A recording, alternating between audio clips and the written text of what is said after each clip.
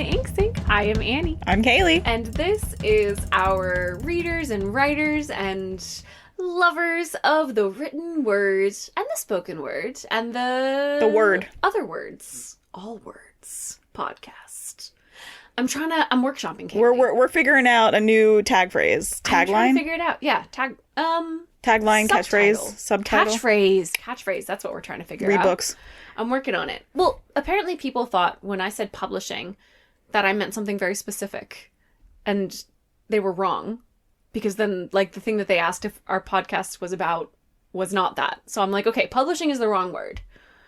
This is the podcast for the rest of us about stuff. I think that's accurate. Thank you, Kaylee. I'm here to help, Annie. Nailed it. I do great. It's for everybody. Like, I tell people when they ask, I say it's about books and also just like fiction in general and also, you know, digital media and publishing. Like, I don't know how else to say. Like the act and industry of publication. Like, yeah. Like, I don't know why. I don't feel like, what was the thing that they thought it was about? I'm just curious. They thought it was about music. Publishing music, because you publish music. I suppose in that's the same fair. way. And that's fair. I get it, and I don't want to take away from that. That's so true. But also, but don't you usually in those terms hear it about music being produced before you would hear about it being published? Sure. That does seem like the likelier term. I'm not sure. I wasn't gonna question. I mean, that's fair. That's fair. I wasn't gonna be like, you fool. You prescriptivist moron! Buffoonery! It didn't work out for me in that way, but next time I'm gonna have you on call. It'll be a phone a friend, and I'm gonna be like, hold tight. Kaylee, this man thinks publishing means music. Get him! I'm ready. I'm ready, world. Also, I do want to apologize. I do have a Sprite from a place, and you will hear the ice. Deal with it. ASMR coming at you live from the Ink Sink. Yeah, I needed moisture. You got it. Can you just like tap your nails on it? Oh yeah, that's right. That's the thing. Hold on. Yes. Beautiful. Yes. Someone just, I don't know, meditated or something. I don't know what they do when they watch ASMR. I agree. What do they do? I don't know. I mean, maybe it's just like it's like lo-fi, but sounds instead of music. I use lo-fi in the background, so this is like their background. Interesting. We should unpack that someday. It's like when you what was it, the thing where like you stream somebody working so that you are like when you're working from home. It helps keep you like focused and does it? Apparently that's a thing.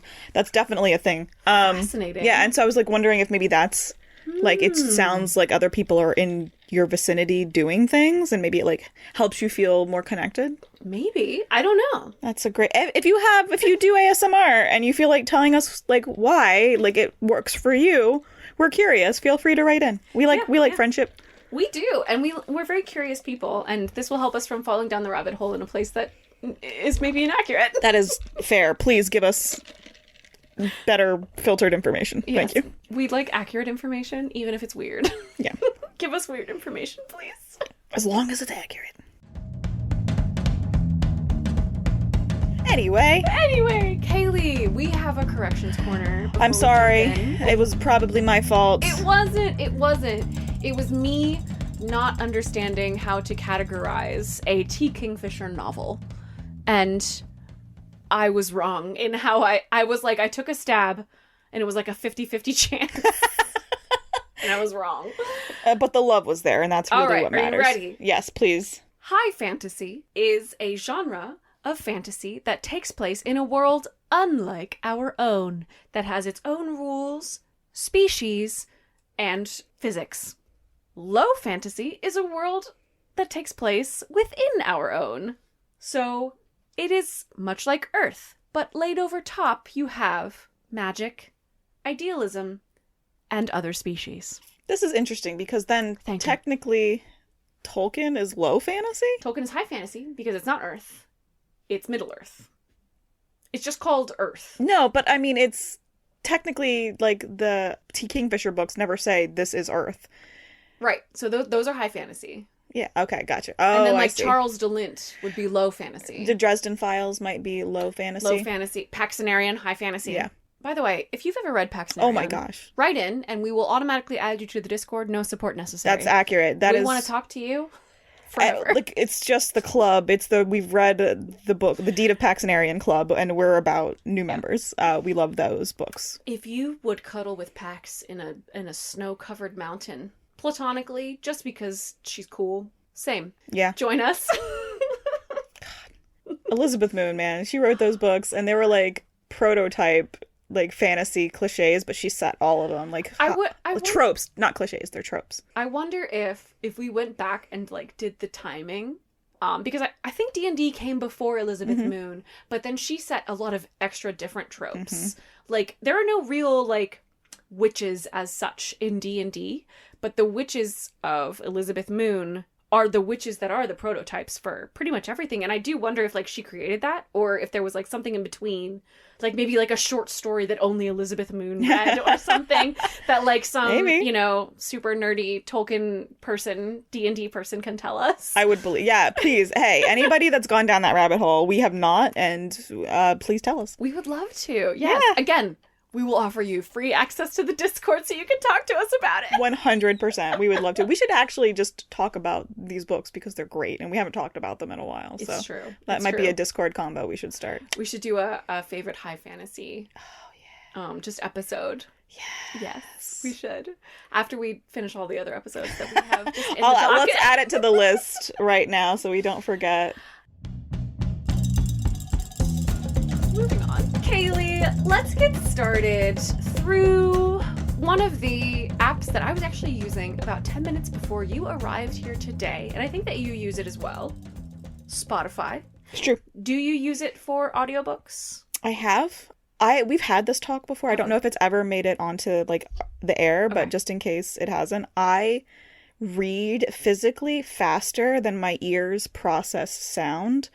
And unless I'm driving a long distance, I can't do podcasts or audiobooks because it frustrates me that I am receiving knowledge or information about the story too slowly, slower than I should be. It's just bonkers. Kaylee, can I give you a quick tip and hack? Yeah. You can up the speed of the people talking. It's true, but if I'm driving, yeah, it's fair. You know, you're not wrong. But then you lose something. I feel like you do lose something. I do want to listen to the audiobook of Lesbian Necromancer Space. Harrow the Ninth. I do. I will say... After I read it. Obviously, for those of you who are longtime fans of this podcast, you know we love the Ninth House series. The Locked Tomb series. Yes. By Tamsin Muir. The first book is called Gideon the Ninth, absolutely fantastic. Second book is called Harrow the Ninth, also absolutely fantastic. But Harrow the Ninth is very divisive because most of the book is written in second person. That's you walk down this hallway rather than I walked down or she walked down. So you end up feeling a little bit like confined by the story. There are a lot of people who don't like second person in general, and especially a lot of people who don't like it on audio. But I will say, Moira Quark, who does the audio narration for that book, she takes Harrow the Ninth and she chews the scenery in a way that I have never heard an audiobook narrator do it. Every time you talk about it, I just want to listen to it more. So like I'm going to make an exception. I'm going to find a way to make this work for me. I got it on Libby. You can probably... it's not that I can't. I just mean like my brain. My brain. Yes. Make my brain do the thing that I need it to do so I can enjoy this. Anyway, Kaylee's going to eventually read the Moira Quark. Anyway, Spotify has audiobooks. And this is something, so I am actually not the main account holder on my Spotify account. So my husband is the main account holder and we have a family plan. So when you have a family plan for Spotify, you actually can't get the audiobook streaming deals that other people can, which is why I have not yet experienced this. My hope is that eventually they will let me, but right now that's a no. So when I talk about this article from Publishers Weekly, please know that I'm speaking just from the analysis provided, and I do not know independently. It's not opening. So, Publishers Weekly has reported their initial positive results from their move into... From Spotify's move into model shift, I guess, and how they actually provide access to audiobooks. Right. So we did speak on this a bit ago, a few episodes ago, related to how Spotify is providing up to kind of like a sample of the book. Usually I think it was 15 hours. Most books, that's actually the whole book. But yes, for books that we like, that's about a sample. Oh, that's fair. So they're providing 15 hours of content to account holders a month. For the Deed of Paxenarion trilogy, that's a sample. But for the Deed of Paxenarion, the first book, that might be most of the book. I don't think so. I don't think so. 15 minutes? 15 hours. 15 hours. My brain didn't want to work. I'm Yes. sorry. It might be. Actually, you're right. It might be. But it's 15 hours a month, isn't it? Yes, 15 hours a month for the main account holder on a Spotify account. So for our family plan, that's the person whose like card is attached. For you, I'm guessing it's just you. So they say that users have accessed roughly 90,000 titles, with The Woman in Me by Britney Spears topping the list of the most listened to books. I would be curious about the runtime on that in the 15-hour range, honestly. Good point. Like, are they selecting based on what will fit inside that 15 hours? Mm-hmm. Yeah, that's a good point. I don't know for sure. I'm very curious about their the numbers in the titles and how that kind of aligns. So for those who don't know, the Spotify situation is that you, with your normal Spotify account, if you pay for Spotify Premium, you automatically get 15 hours of audiobooks. But if you listen through that 15 hours, you can choose to re-up and get another 10 hours. So if you listen to The Woman in Me, again, I don't know how long that book is. We should look it up. But if you listen to The Woman in Me and it's more than 15 hours, you can then re-up and get another 10 hours and then finish listening to that book. And then, you've got several more hours, so you might as well listen to another one. That's kind of how Spotify is assuming that you're going to use it. So are subscribers then choosing books that are fewer than 15 hours and then saying, hey, like, I'm going to pick this book, which is 14 hours over this book, which is 16. Even though that's not a huge difference, it's a huge difference in my membership and I won't have to pay extra. So are listeners doing that? That's a good question. I don't know. I mean, and obviously that's the question that authors are asking, honestly. Right. So publishers, Spotify are pushing this and saying it's great and returns have been great. Mm-hmm. But have returns to the authors been great? Specifically for indie authors is the question. So the next one that I had in this section was Writer Beware, which is a big scam watch thing for specifically writers. So they look at predatory publishers. They look at publishers that don't actually exist, but that are soliciting things from people so that they're able to say, hey, don't engage with this publisher. They're a scam. Writer Beware recently released a report looking at Spotify itself, specifically for audiobooks, and said that the terms have shifted. And while indie audio writers, meaning like writers who wrote an indie book and then converted it to audio, haven't seen that much of a change yet because the changes are so dense. Like, they're written in legalese. Like, your average indie author is not fluent in legalese. They don't know if this is going to be a problem in the long term. And so this is something that they reached out to Writer Beware, the blog, and said, hey, can you let your readers know that it's possible that the Spotify terms are not as good as they appear to be, because they're not as transparent as they could be. And that was something that I felt like it was really important for us to talk about because, so the specifically Find Away Voices is the app that Spotify uses for the indie audiobook services. And I thought that it was really important to talk about because a lot of authors these days are indie authors and they're doing pretty much just what they can on a freelance basis to get their book into audio. Are they getting screwed over? Big question mark. They don't know, which is kind of concerning. You would think that if they were doing well, they would know that they were doing well. Yeah. I feel like that would be a little more obvious. Yeah, yes, 100%. It's not. Sad. Yeah. And then there's also the question on the, Writer Beware put out an article specifically that you were just talking about. In that article, the terms have shifted so that it's maybe more upfront, but also it seems pretty bad. So the new licensing language specifically, it essentially says that it's a non-exclusive but it's irrevocable. So essentially you're giving them licensed at the rates that are included in the contract, which they can change. You're giving them access to your book. specifically, you're going to receive whatever your contracted compensation is until they choose to change the contract, which there's always language in them that say they can change it whenever they want.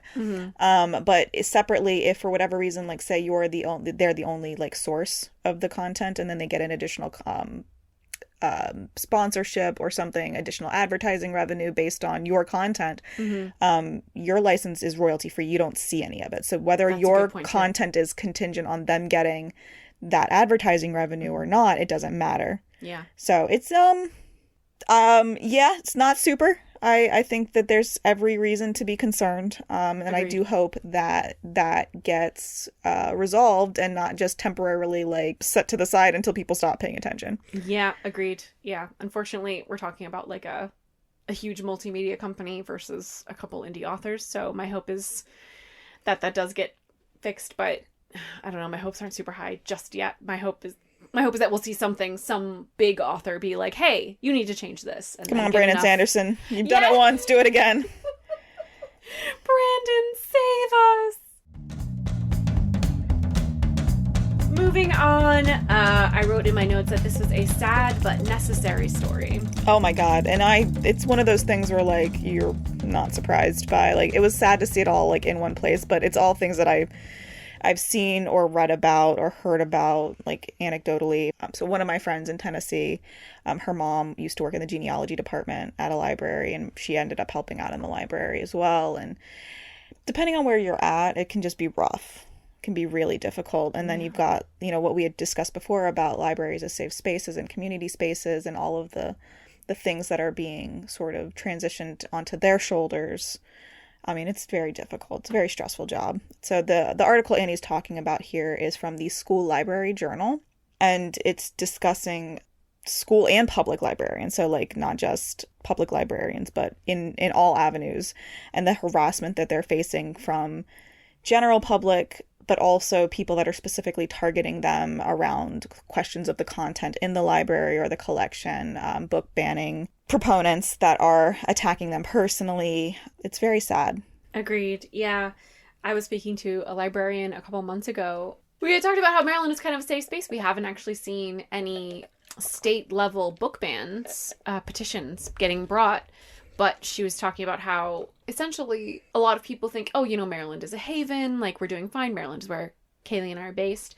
And she's like, no, people come into the library and are jerks to us about books and book bans, even though Maryland is this kind of liberal bastion, even though there is this like perception that Maryland is going to be able to protect its people in that way. And she's like, it's just not the case. Like, people come in and harass us all the time. And that made me feel really, really, really sad, because they're public servants. They're just trying to do their jobs. As community organizers, community space facilitators, as, also librarians, managing and dealing with collections, this shouldn't be a thing that they have to deal with, but right now it is. And the School Library Journal went deep onto all of the specific things that the librarians are having to deal with. We're not going to go all the way in there because we value our sanity. It's sad. I mean, sad. You'll have the link if you want to, but like protect yourself. Like it's not like it's not going to go like into excessive detail, but right. it is a person providing a quote about their specific experience and bad things that have happened to them. So just protect yourself as you consider what you want to look more in depth into. We talked about this a little bit in our season 3 opener about how we were really grateful that these kinds of things are getting more attention. Unfortunately, things getting attention is not a straight step into them getting fixed. So more attention is not necessarily bad, but it also is not necessarily fixing the problem. So we're going to keep talking about it until we start to see change and until we start to see more good things happen for librarians, because I think if you're listening to this podcast, you know that librarians deserve all of the good things in the world. They are doing all of the work that needs to be done. They are really laboring in the community, honestly. Like, I mean, not everyone everywhere is perfect, but like in general, like you're not in it for the dollars by any means. So we have a good thing now. Definitely a good thing. Go for it. Unequivocally, in my opinion. So the New York Times has an article from some Wilson Wong wrote an article in the New York Times talking about a new literary prize. So this one actually... Tell me about it, Kate. I would be happy to, Annie. So this particular literary prize is actually going to prisons. So we've talked about prison libraries before. This particular literary prize is looking for the winners within the walls of the prisons. Like they'll work with existing relationships that they've already formed for prisons that are actually promoting these prison libraries that they've already like connected and made, established these relationships with. So they'll go in and they'll have like voting like sessions and have like discussions and find out like which one of the different potential categories was the favorite in that particular area. So that was incredibly cool. I do appreciate again, reminder that people are in prison for rehabilitation. That is the point of prisons. And so like locking up a person in the dark with nothing does not facilitate that. Rehabilitation, not punishment. Correct. Agreed. My New York Times subscription on my tablet is gone. So we're going to have to trust Kaylee that that's what that article is. So a Any jury more of details, Kaylee? I would be happy to. I'll read you the first little blurb. So over a period of 6 months, a jury of inmates in prisons across 6 states are going to be reading, debating books, and then voting on the winner of a new award, which is called the Inside Literary Prize. Mm-hmm. So I like that Inside Literary Prize. Yeah. That's a good name for a prison literature award. I thought that was clever. Mm-hmm. Yeah, so this was actually founded by Freedom Reads. So again, this is a nonprofit that has already like working with prisons to build prison libraries. I think we spoke at least in passing about Freedom Reads when we talked about prison libraries. Exactly. Well, we have I'll link to that episode in our show notes. Yeah, so that's the nonprofit that actually establishes those like relationships and actually builds the libraries and populates them with books. Right. So it makes perfect sense that we've talked about it before. But yeah, anyway, so the National Book Foundation, which is also one of the founders, and then the Center for Justice Innovation, an organization that is working to provide resources in general to underserved communities. So like it's a prison reform plus National Book Foundation coming together. Yeah, there's 3 different like, organizations working together to get this off the ground. So I thought that was super cool. Yeah, I like that. Moving on to our favorite news section, celebrating marginalized peoples in publishing. A long overdue congratulations to Hannah Bond, who you can now read about in depth. I should not have said that because, again, New York Times not working on mine. So in the Life and Times of Hannah Crafts, which was assembled specifically like over many years by Greg Hitchimovich. Something along those lines. We will put this article and you can see how his name is spelled. I'm sure that I mangled it. I'm very sorry. I did my best. Sorry, Greg. Sorry, Greg. It's Greg is actually what we mispronounced. I nailed it. It's like Greg or something like that. Right. But anyway, so this was like just a fascinating read. But like the guy who pulled this stuff together, like he went deep and like he was able to track down like a likely candidate for this, and ultimately I'm pretty sure like it's obviously nothing's like 100%, but it feels fairly conclusive, the evidence that he has drawn together for the actual person behind this book that was written by somebody that had professed to be a slave, an escaped slave or a former slave. So it's very good. And the fact that, she was as articulate as she is led a lot of people to doubt the premise, but the historian was able to really pull the pieces together and actually explain like X, Y, and Z. Like this is why, her family was very much about having their house slaves specifically. That's so gross. Their house slaves educated. Right. And then there was a school next door and so on and so forth. And she was familiar with the literature. And it's one of those things where their hearts were in the wrong place, but then like something good came out of it. Yeah. So this was a formerly enslaved person who wrote a best-selling and widely celebrated novel, and people just doubted that she could have been a formerly enslaved person because of how articulate she was. And this historian has now tracked down and been like, no, this was a really genuinely formerly enslaved person. So you can now finally read her biography and celebrate her. And we'll put that biography on our bookshop list because we truly want to celebrate her. I mean, hell yeah, for educated women who are just being like, F you, I'm gonna do what I'm gonna do. Yeah, and good for her. I mean, like, she first off, again, she escaped. Yeah, like that. Absolutely. She got away, and then she stayed away. Like, good for you. Yeah, good for that's you, awesome. man. I'm so glad that we can now read your life in your words. Yeah. Again, you'll have to do the details on this one because it's New York I've Times. neglected to renew my NYT subscription on my tablet, which I'm reading from today.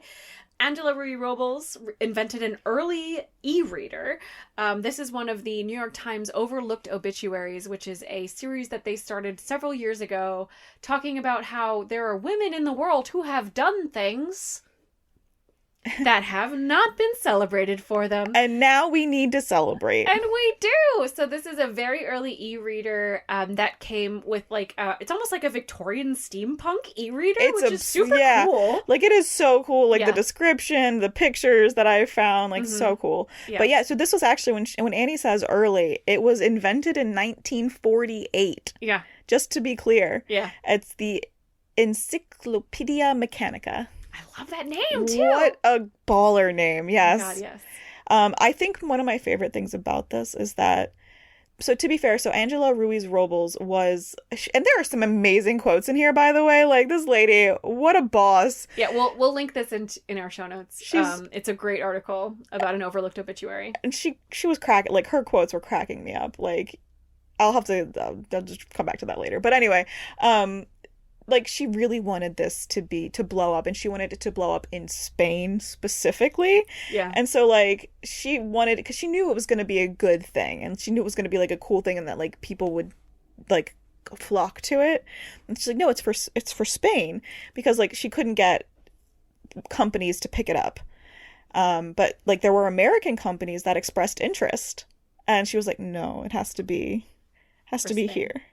I just thought I'm helping my people. Screw you. Even though they don't want it. Yeah. Yep. Oh, it's so good. Yeah, very cool. Very cool. So good for you, man. Like, Agreed. You are fantastic. Also, let me just find my favorite quote in here. Yes, please do. We come to this world not only to live our life as comfortable as possible, but to worry about others so that they can benefit from something offered by us. I like that. I thought that was really sweet. Yeah. My other thing was, this is my favorite quote, though. Okay. Can a good inventor be a good housewife at the same time? Yes. But it is necessary that the servants or people around her do not force her into extensive conversations of ordinary things.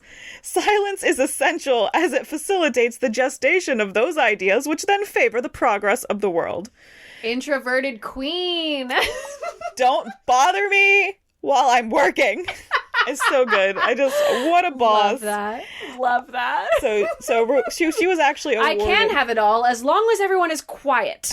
That's right. You have to do one thing. I ask for one thing. Yeah, right.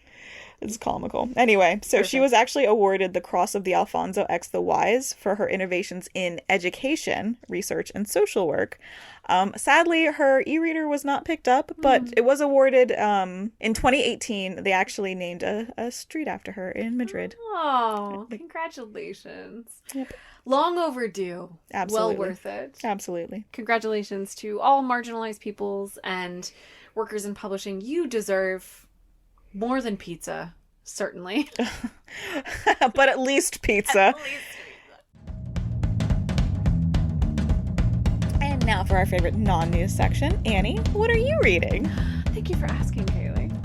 I am reading Leigh Bardugo's Alex Stern series. Have I talked to you about this? On the show, specifically? On the show? No. Okay. Out in the wild. In the wild, yes.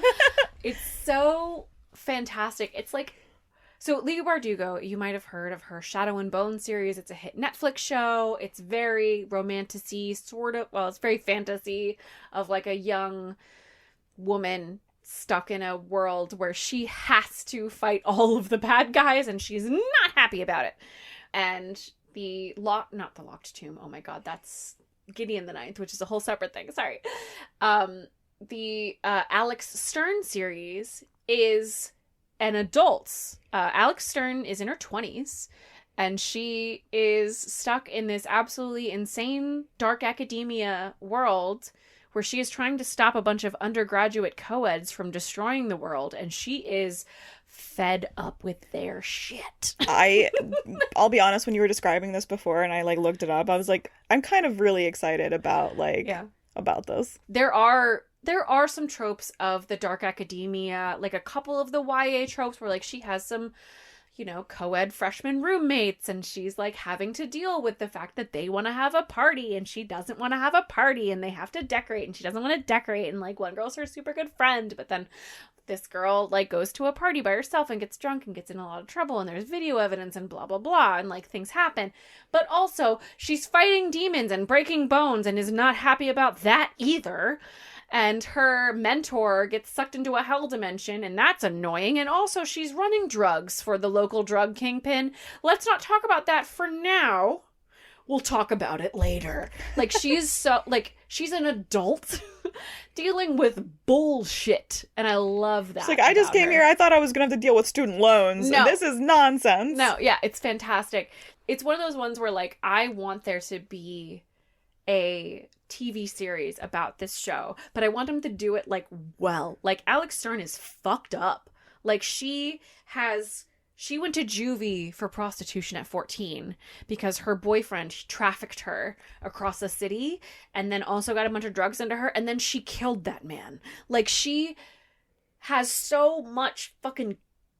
Ugh. I feel like the writing team for Jessica Jones yes. do really well. Oh my, yes. Okay, go watch Jessica Jones and then go read Alex Stern, and then you'll get it. Then you'll be ready to fight everyone. You will be ready to fight every penis-wielding motherfucker, not all of them, but some of them. Anyway, so... Many of ours are decent. Yes, but a lot of the ones in power at institutionally empowered places do not deserve the power that they have, and do and can and shall abuse it. And Alex Stern is bringing that whole fucking shit down. Love it. Love that for her. So I just like basically described the first book. I'm on the second book now. I'm about halfway through. And she is, she's got a couple besties now. Like, she has help in her journeys, which is good because now her journeys are becoming infinitely more complicated. Like, she's in her sophomore year at Yale, even though she's like significantly older than everyone around her. Non-traditional student, sure. Right. And she's in her sophomore year at Yale and having to deal with like super misogynistic teachers, and also this like one cop friend that she has who is like, I feel like a lot of these magical items that you're using to track down these murderers were created to track down slaves, Alex. Why are you using these? And Alex has to be like, I will destroy them when I'm done. Help me finish this in the meantime. Like, she has to like grapple with these real, genuine questions of like, using magic is a problem. It's a bad thing to do. Bad people have used these things before. How do you approach that? And she, as an adult with a bunch of other shit going on, has to grapple with that. And it's not YA at all. But also, like, as the, academic girly that I am, it feels very much like it's speaking to me. I don't know why that I put a but in there. Also, as the... it's not YA, and it's dark academia. And I really love it. And there are only 2 books out right now. I don't know that there's going to be a third. Obviously, I haven't finished the second book, so I don't know if that's for a reason. The second book was released a couple years ago. There hasn't been a third, like, announcement or anything, but I'm hoping that there will be. I love Alex Stern with my whole heart, and I also love her bestie, Pamela Dawes, who is the research assistant of the magical system. And Pamela Dawes would really prefer if everyone would just leave her alone so she could work on her dissertation. But no, she has to go save everybody and, like, shut down all of the power to this one building that they're trying to sneak into. Okay, now leave her alone so she can go use the library. And I'm like, Pammy, I get you. Fair. I love them. Anyway. I do want to give you some hope. Yes. It took 6 years for the third book in the Gentleman Bastard sequence to come out. 6 years. Yeah. And then after that, 10 years. Oh my god. Because it's coming out this year, the fourth book. The third book came out, just to be clear, in 2013. This book is coming out in 2024. I don't know what gender Leigh Bardugo identifies as, so I'm just going to say sir/ma'am. Please don't make me wait that long. I love Alex Stern so much. Please give me more Alex Stern. I also I haven't had a plug for this one in a while either, so read Paxonarian. Yeah. Read the Deed of Paxonarian. Also... You want a badass woman? Yeah. And then if you want complicated, awful twists, not super tropey, like tropes get turned on their head, The Gentleman Bastard sequence. Okay. By Scott Lynch. Got it. Perfect. We'll add that to our book list. If you are looking for any, we will have them on our bookshop page. You can find that on our link tree. Kaylee, do you have a Kaylee Koda for us today? Read books. That's what I got. Perfect. Thanks for listening to The Ink Sync. I have been Annie. I'm still Kaylee. I keep forgetting that you don't like it when I do that. If you want to follow us on social media or follow our podcast on your favorite podcast app or support us on any platform that you would like to, you can do all of that. Because we are your favorite podcast. Yeah, obviously. Right? Right? Right. And you can find all of those links on our link tree. And you can find the link tree wherever you found this podcast. Thank you for listening. We will see you next time.